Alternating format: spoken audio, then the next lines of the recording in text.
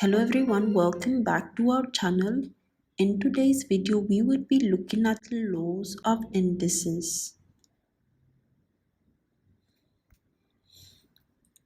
We will begin with the first law of indices, which is the law of multiplication.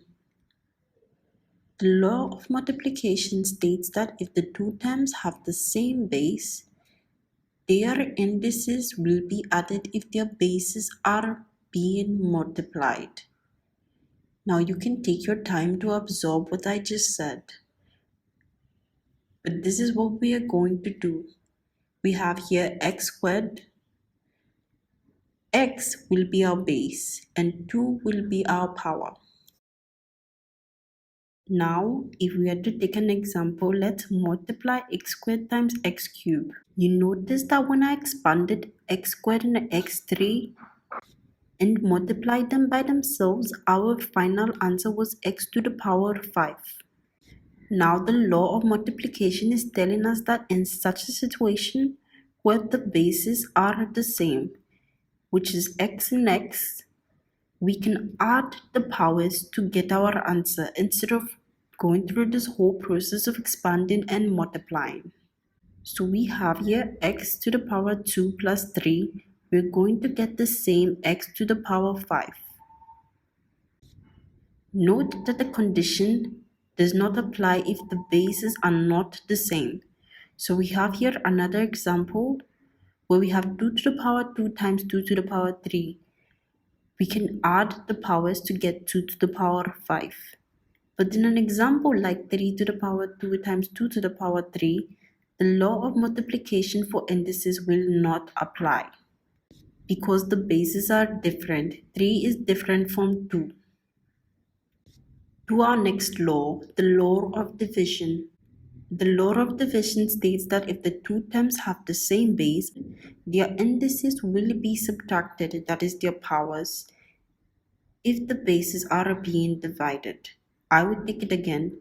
If the two terms have the same base, their indices will be subtracted if their bases are being divided. We have in this example x to the power m divided by x to the power n. According to our law of division, x to the power m divided by x to the power n will be x to the power m minus n.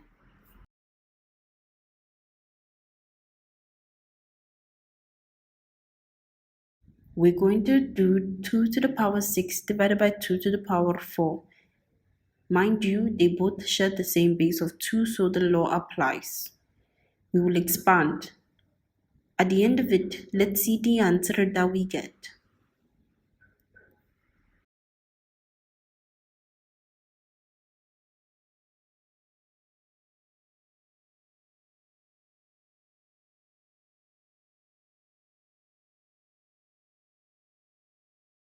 And our answer is 2 to the power 2. If we apply the law of division, we will have 2 to the power 6 minus 4, which will give us the same 2 to the power 2. This is to tell you that the laws actually help make calculations and dealing with indices so much easier for us. Once you understand the laws, you can apply them.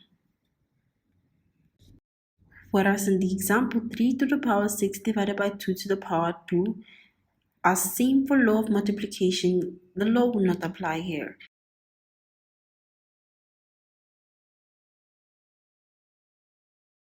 Next, we have the law of brackets. The law of brackets states that if a term with a power is itself raised to a power, then the powers are multiplied together.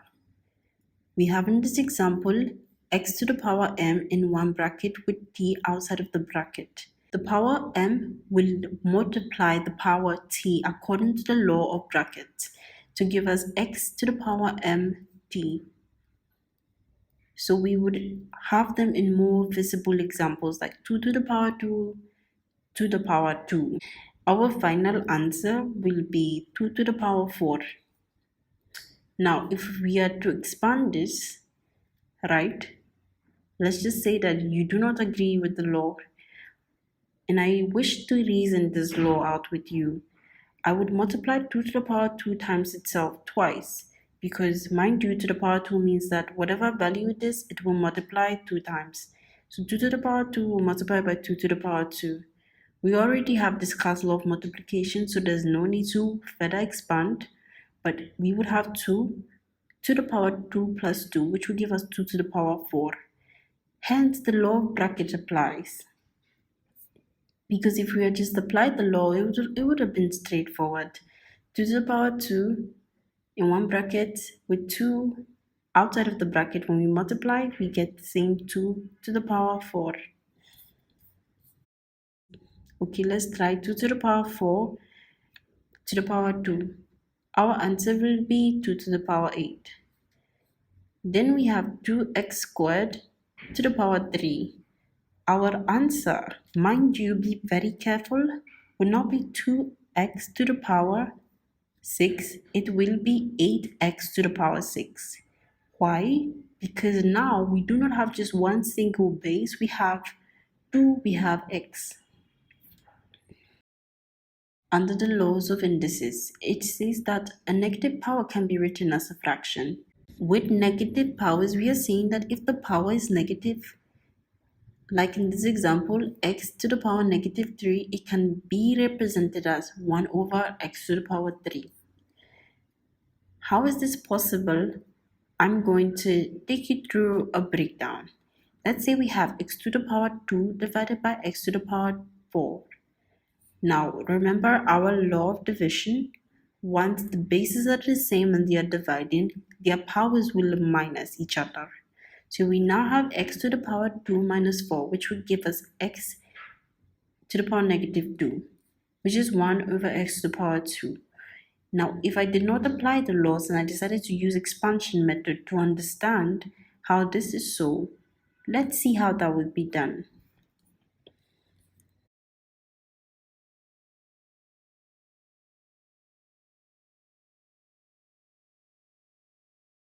You'd notice that we cancelled the x's and we're left with 2x at the bottom, giving us 1 over x squared. You realize that x to the power negative 2 is now also being represented as 1 over x squared when we use the expansion method. Finally, for the power of 0, anything on number to the power 0, remember, is always equal to 1. So x to the power 0 is 1, 5 to the power 0 is 1, 4 to the power 0 is 1, 101 to the power 0 is 1. Any number to the power 0 is 1. How is this so? Let's use expansion method again to try and understand. We have x to the power 3 divided by x to the power 3.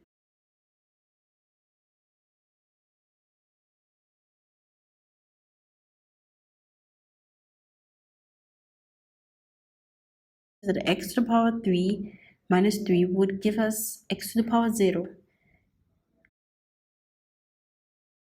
And we have come to an end of this video.